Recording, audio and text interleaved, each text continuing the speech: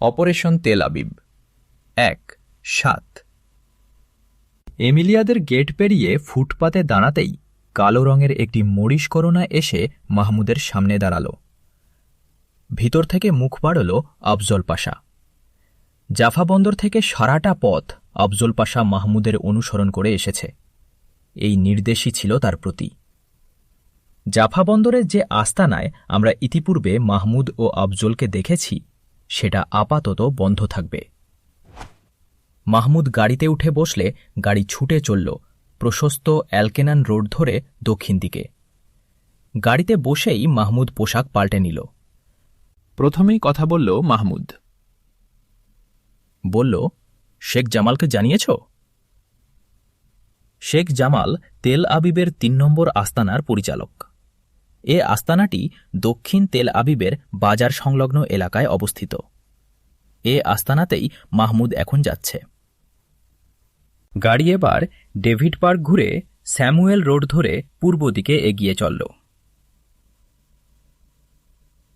৩ minute চলার পর গাড়ি দক্ষিণ দিকে মোড় নিয়ে সেন্ট সলোমন রোড ধরে ছুটে চলল দক্ষিণ দিকে।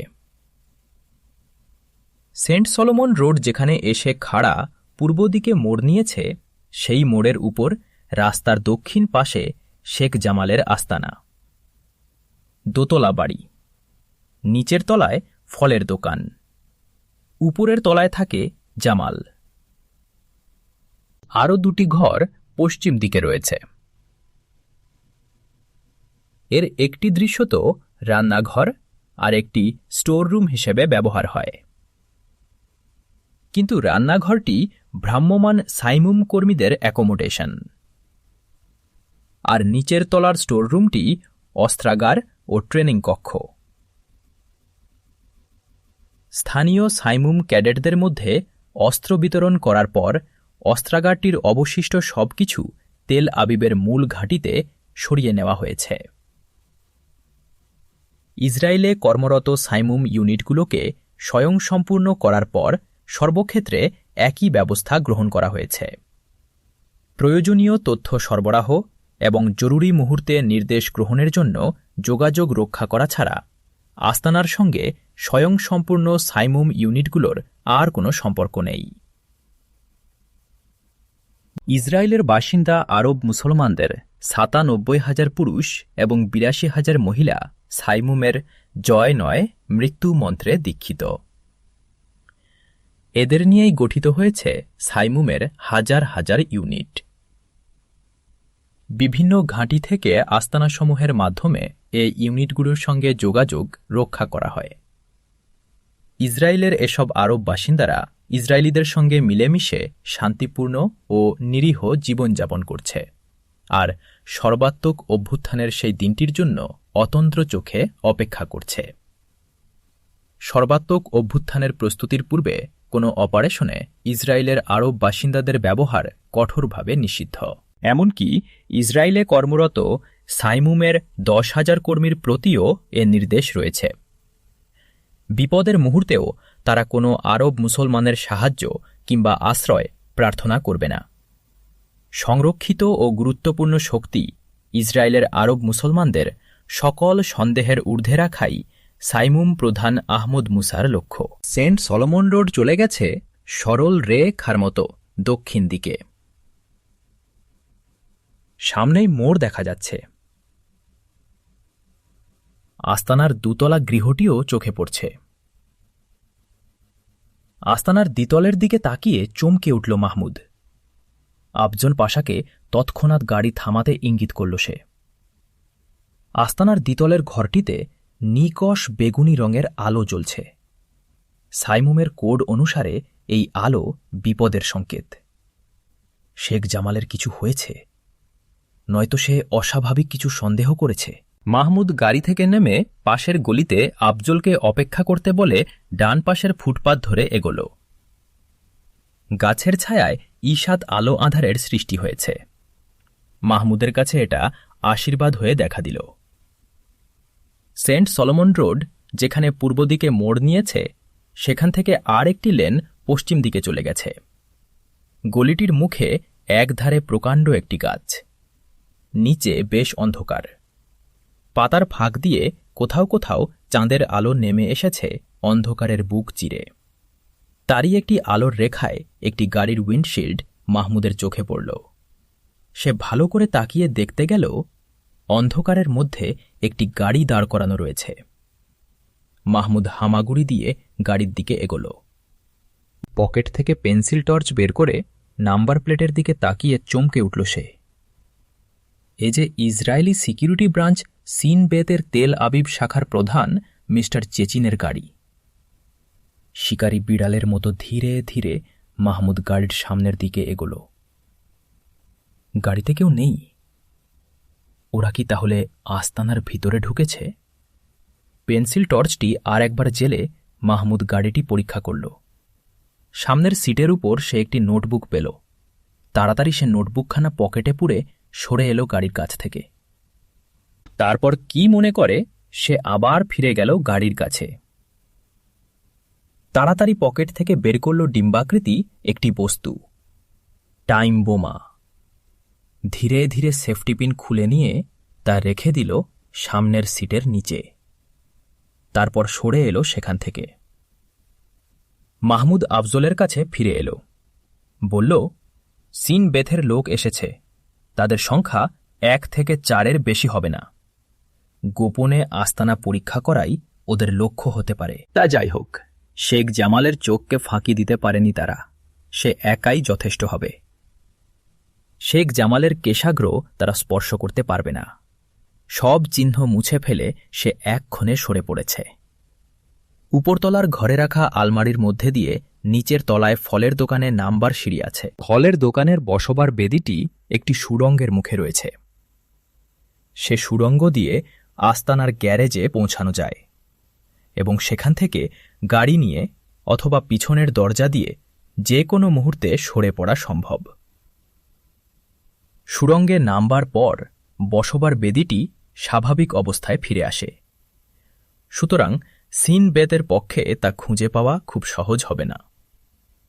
গাড়িতে উঠে বসতে বসতে মাহমুদ বলল, সিন বেতের মিস্টার চেচিন সাহেবের জন্য ফাঁদ পেতে রেখে গেলাম।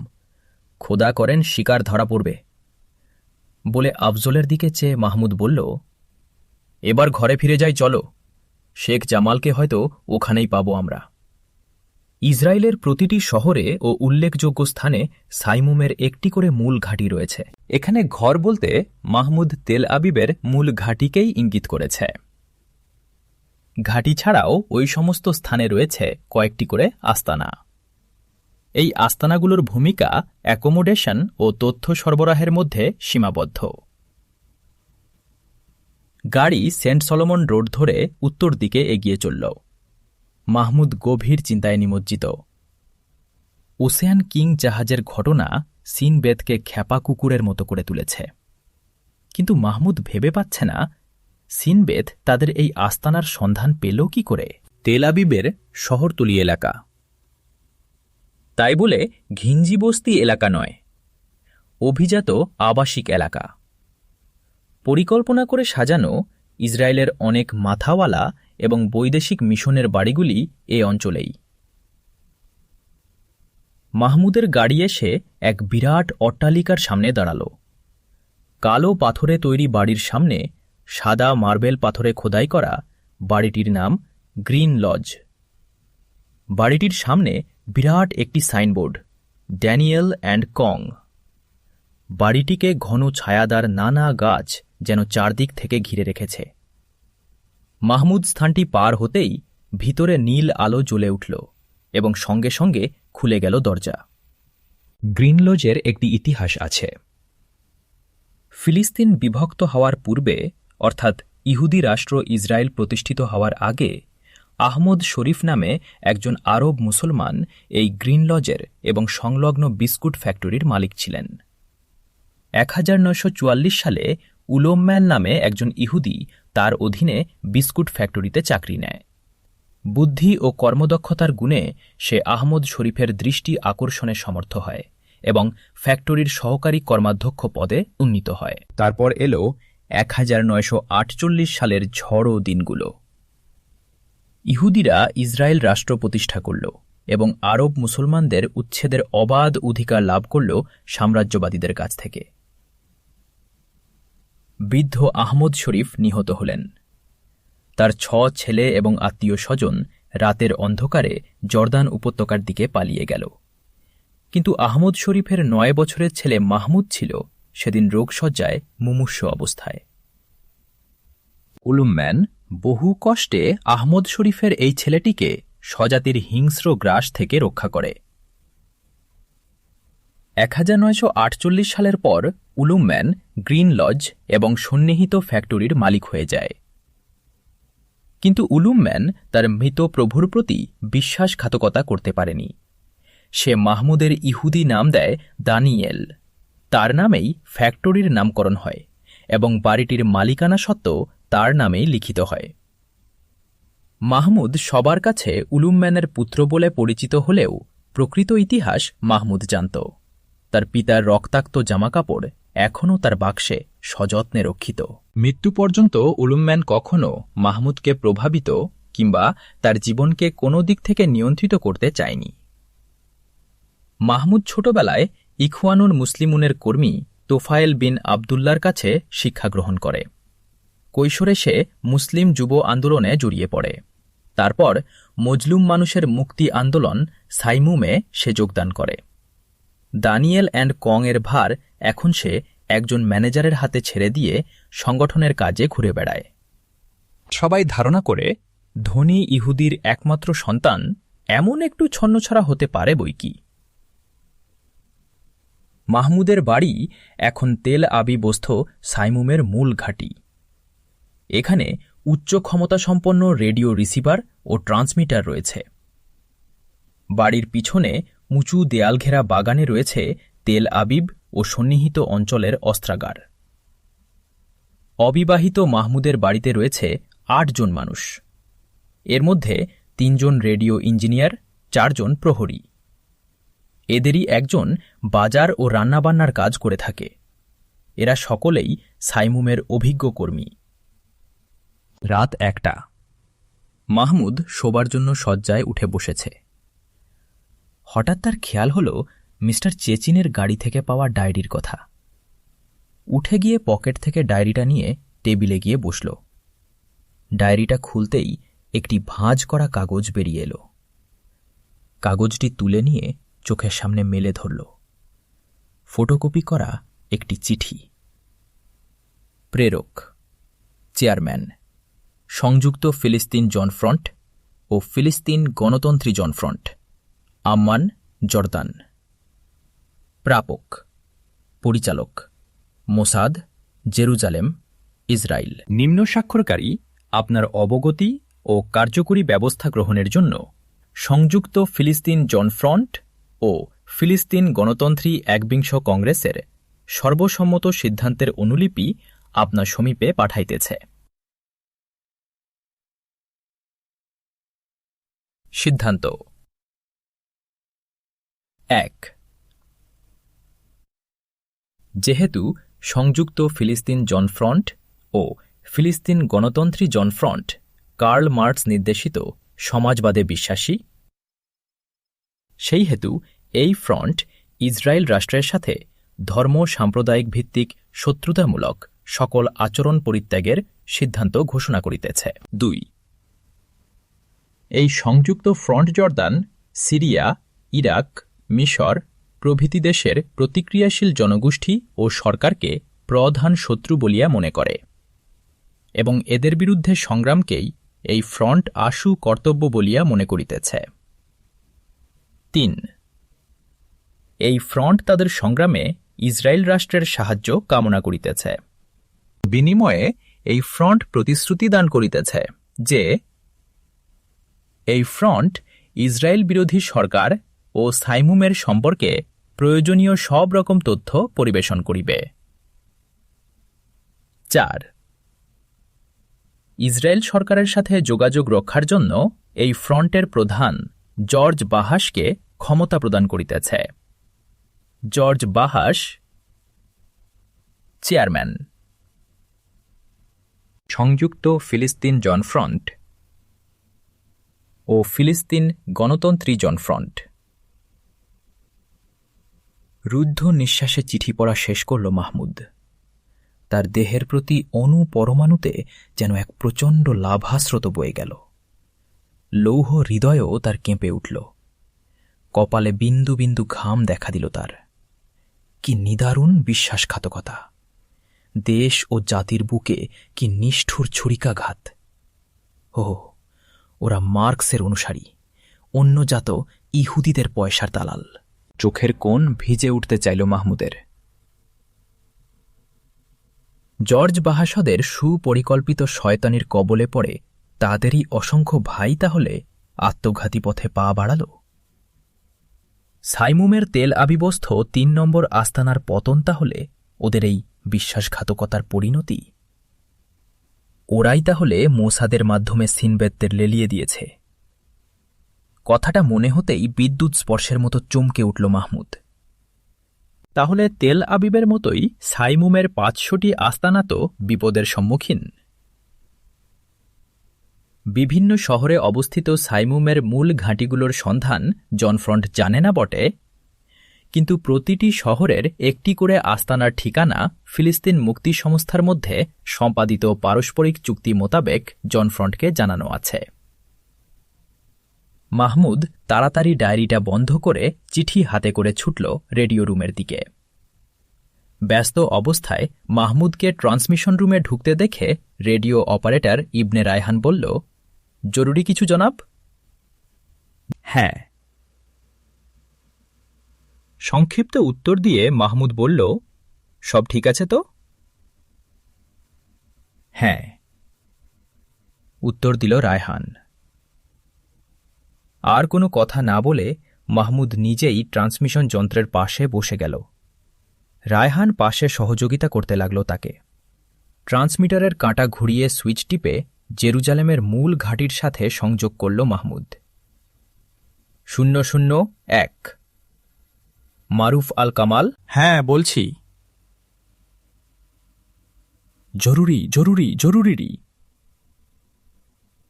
আমাদের সহযোগী এফ প্রতিষ্ঠান আমাদের প্রতিযোগী কোম্পানির সাথে হাত মিলিয়েছে। এফ কোম্পানির সাথে সম্পর্কিত আমাদের খুচরা বিক্রির দোকানটি বন্ধ করে দিয়ে মালপত্র গুদামে ফেরত আনো। আচ্ছা, আর কিছু? না,